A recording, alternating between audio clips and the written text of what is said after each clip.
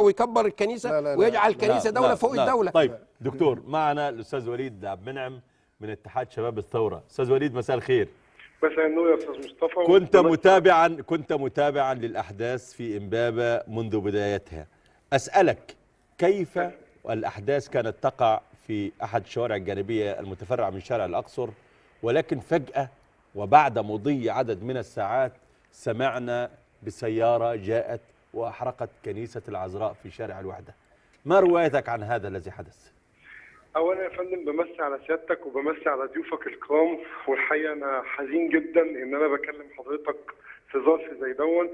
بس انا هقول لحضرتك الحكايه بالظبط. ان احنا كنا نازلين مع السيد نائب مدير امن الجيزه كلجنه حكماء من اللجان الشعبيه المستقله لحمايه مكتسبات الثوره، المشروع اللي بيتعمل تحت مظله اتحاد شباب الثوره.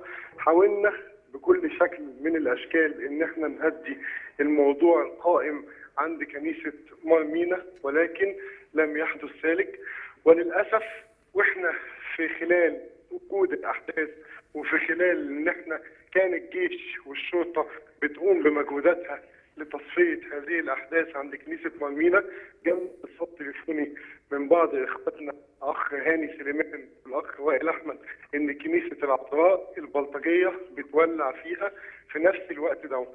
اتجهنا بسرعه، لقينا بعض الشباب يعني في سن من حوالي 18 لحوالي 22 سنه، مجموعه منهم بتمنع الاهالي عن الدفاع عن كنيسه العذراء في الوحده، والمجموعه الثانيه بتقوم بحرق الكنيسه من الدور الارضي حتى الدور الاخير والاعتداء على بعض خدم الكنيسه والدخول جواها.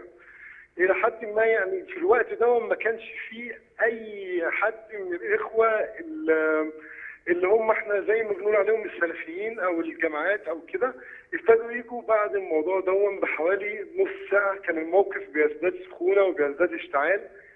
حاولنا الاتصال بقوات الجيش وقوات الامن اللي كانت مشغوله طبعا في كنيسه مارمينا، وقدروا ان هم يوصلوا. بس بعد يعني كان للاسف الحريق كان يعني تمكن من المبنى باكمله.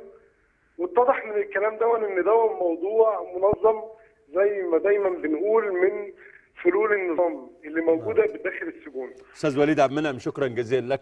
استاذ كمال، هل تعتقد بعد ان كثير من الشواهد برأت السلفيين من ارتكاب هذا الحادث، هل تعتقد فعلا بجديه اتهام فلول النظام السابق وبعض الشخصيات اللي